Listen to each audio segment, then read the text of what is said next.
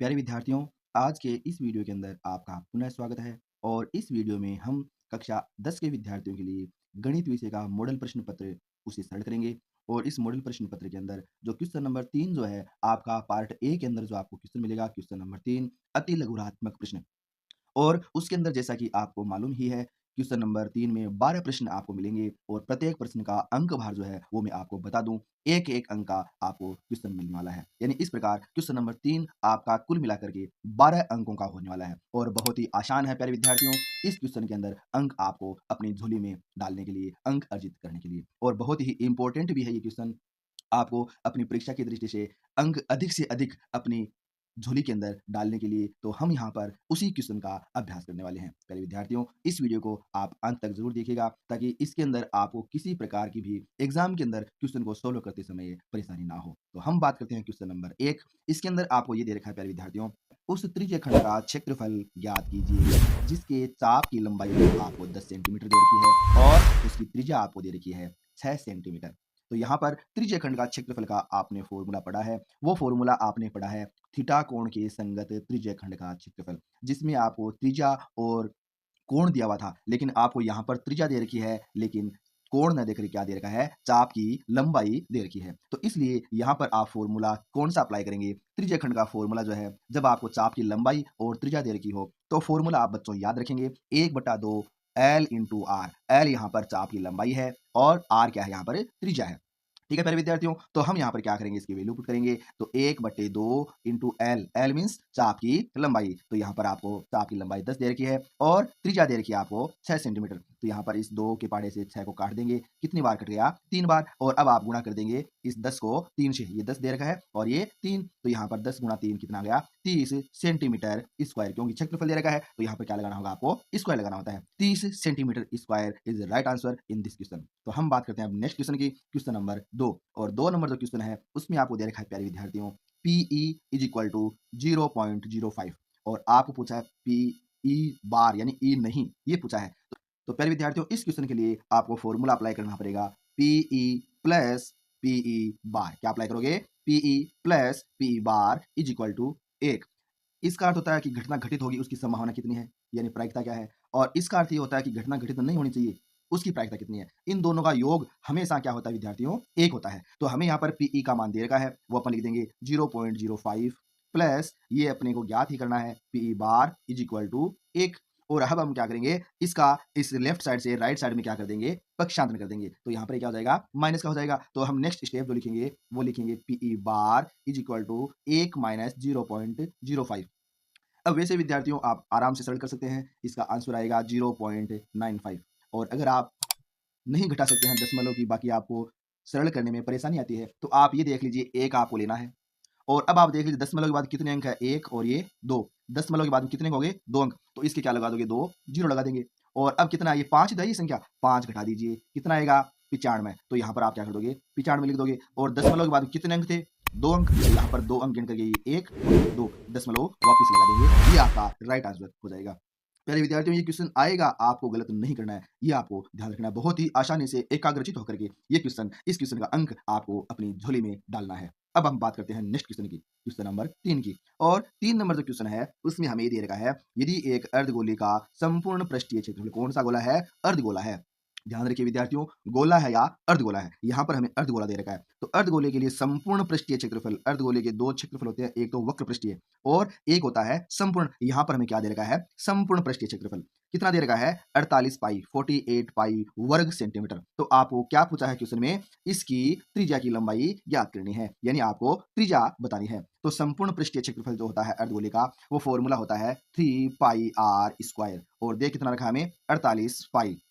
तो अब हमें यहाँ पर देखिए लेफ्ट और राइट दोनों में पाई है, ये कट जाएगा। और 3 के पाड़े से ये 48 भी कट जाता है, कितनी बार, 16 बार। तो हमारे पास में आ गया R square is equal to 16। और हमें मान ज्ञात करना है आर का, आर पर स्क्वायर है, इसको हटाएंगे, इट मीन्स दोनों साइड में आप क्या लोगे, अंडर रूट ले लेंगे। तो लेफ्ट में आर आ जाएगा और राइट साइड में अंडर रूट 16 कितना आता है, 4। तो ये 4 सेंटीमीटर जो है इसका राइट आंसर होगा। यानी अर्धगोले का जो त्रिज्या है उसकी लंबाई कितनी होगी, 4 सेंटीमीटर होगी। ये जो नेक्स्ट क्वेश्चन है 4 नंबर, इस क्वेश्चन को आप प्यारे विद्यार्थियों बहुत ही ध्यानपूर्वक पढ़िए, बड़ा ही आसान ये क्वेश्चन है, किसी प्रकार की आपको दिक्कत इस क्वेश्चन के अंदर होने वाली नहीं है।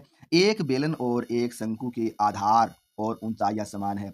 अक्सर विद्यार्थी इस प्रकार के क्वेश्चन को देखकर घबरा जाते हैं, जबकि ये क्वेश्चन बड़ा ही आसान है, किसी प्रकार की समस्या नहीं होगी। आपको 2 ठोस दे रखे हैं, एक तो बेलन है और एक क्या है, शंकु है और इनके अंदर आधार और ऊंचाइयां समान है, यानी बेलन की जितना आधार है उतना ही शंकु का है। इसका मतलब आधार दोनों के एक जैसे हैं, जितनी दोनों की त्रिज्याएं समान है, यानी अगर बेलन जो है उसके आधार की त्रिज्या r है, तो शंकु के आधार की भी त्रिज्या कितनी होगी, r होगी, यानी r तो क्या हो गया, समान हो गया।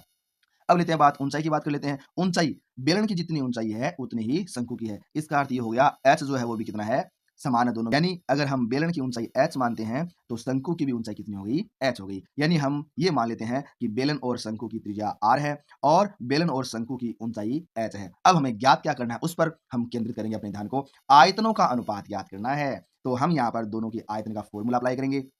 तो बेलन का आयतन होता है पाई, आर की जगह आर रेडियस ले रहे हैं, आर स्क्वायर एच, और बटा अनुपात ले रहे हैं ना, तो बटा लिखेंगे। और शंकु की आयतन जो होता है वो होता है 1/3 पाई आर स्क्वायर, तो आर तो रेडियस आएगी, आर ये सेम है, और एच तो पाई से पाई कट जाएगा, आर स्क्वायर से आर स्क्वायर कट जाएगा, एच से एच कट जाएगा। और अब देखिए 3 जो हर के भी हर में है, ये कहाँ जाएगा, सरल करेंगे ऊपर, तो 3:1 आपका राइट आंसर होने वाला है। तो इस प्रकार आप प्यारे विद्यार्थियों इस क्वेश्चन को आप सरल कर लेंगे। अब हम बात करते हैं नेक्स्ट जो क्वेश्चन है उसकी, और उस क्वेश्चन के अंदर हमें क्या दे रखा है, कुछ आंकड़े दे रखे हैं, अवर्गीकृत आंकड़े, और उनका हमें क्या पूछा है, माध्य पूछा है। तो इस प्रकार अगर अवर्गीकृत आंकड़े दे रहे हो प्यारे विद्यार्थियों, तो हम माध्य याद करने के लिए क्या करते हैं, फॉर्मूला याद रखा हुआ है आपका, माध्य इज इक्वल टू प्रेक्षणों का योग बटे प्रेक्षणों की संख्या। क्या होता है भाई फॉर्मूला, माध्य इज इक्वल टू प्रेक्षणों का योग बटे प्रेक्षणों की संख्या, जो कि छोटी क्लासों के अंदर भी आप ये फॉर्मूला औसत यानी माध्य याद करने के लिए काम में लेते हैं।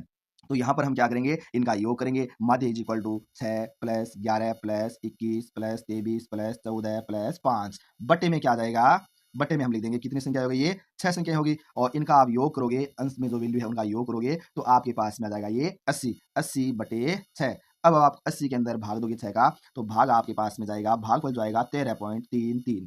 ये इसका क्वेश्चन का जो राइट आंसर होने वाला है, यानी माध्य जो होगा इन आंकड़ों का वो कितना होगा, 13.33। अब हम प्यारे विद्यार्थियों बात कर ही लेते हैं नेक्स्ट क्वेश्चन की, क्वेश्चन नंबर 6। और इस 6 नंबर क्वेश्चन के अंदर बड़ा ही आसान है, घबराना है ही नहीं आपको इस क्वेश्चन के अंदर, बहुत सिंपल क्वेश्चन ये है, और आपको देखते ही इस क्वेश्चन का आंसर मिलने वाला है। यहाँ थोड़ा सा गौर ये फरमाना विद्यार्थियों, ये एक्स है, ये आप देख पा रहे हैं जो, वो तो क्या आपके पास में दे रखा है, ये एक्स, ये एफ और ये सी एफ। आपको यानी सी एफ यानी माध्य वाला क्वेश्चन है ये, लेकिन पूछा क्या है, पी, पी अज्ञात राशि है यहाँ पर। और आपको पता होगा सी एफ कैसे ज्ञात करते हैं, बारंबारता जुड़ती रहती है, संचय होता रहता है, संचय, ठीक है ना। तो आप देखिए 2 ये तो सेम है, फिर इस 2 के अंदर हमने 5 जोड़ दिया, कितना हो गया 7, और अब इस 7 में कितने जोड़ेंगे कि 10 हो जाए, तो 7 में कितने जोड़ते हैं अपन 10 होने के लिए, 3 जोड़ते हैं। इसका अर्थ ये हो गया इस पी का मान कितना आएगा, 3 आएगा, यानी P इज इक्वल टू आपको कितना लिखना है, 3। ये इसका राइट आंसर हो गया। अब हम बात कर लेते हैं विद्यार्थियों नेक्स्ट जो हमारे पास में क्वेश्चन है उसकी, और उस क्वेश्चन के अंदर आपको दे देगा प्रायिकता से रिलेटेड क्वेश्चन। एक पासा एक बार फेंका जाता है, और एक बार फेंकने पर आपको पता है कुल स्थितियां कितनी हो गई, 6 हो गई, और आपको 2 से छोटी संख्या प्राप्त करने की प्रायिकता ज्ञात करनी है, प्रायिकता ज्ञात करनी है। 2 से छोटी संख्या, 2 से छोटी संख्या पास पर एक अंक जो होता है वही होता है, इसका मतलब उसकी अनुकूल स्थिति क्या हो गई, 1। तो आपका फॉर्मूला क्या होता है प्रायिकता का, अनुकूल स्थिति बटे कुल स्थिति, अनुकूल स्थिति 1 कुल स्थिति 6। तो प्रायिकता क्या होगी, 2 से छोटी संख्या आने की 1/6 इसका राइट आंसर है। अब क्वेश्चन नंबर जो नेक्स्ट जो है हमारे पास में, उसके अंदर आपको दे रखा है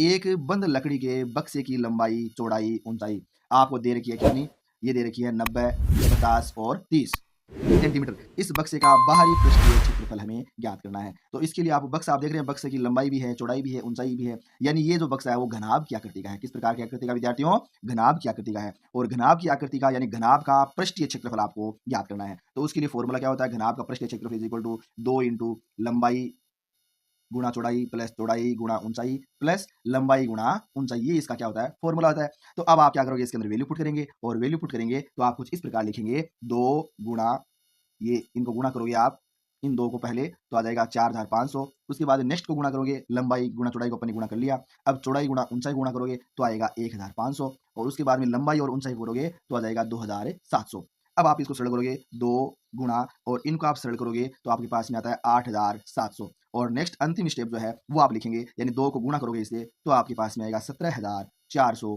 और सेंटीमीटर क्षेत्रफल है तो स्क्वायर भी आपको लगाना है। तो इस प्रकार ये क्वेश्चन नंबर जो आपका 8 है वो आपका कंप्लीट हो जाता है।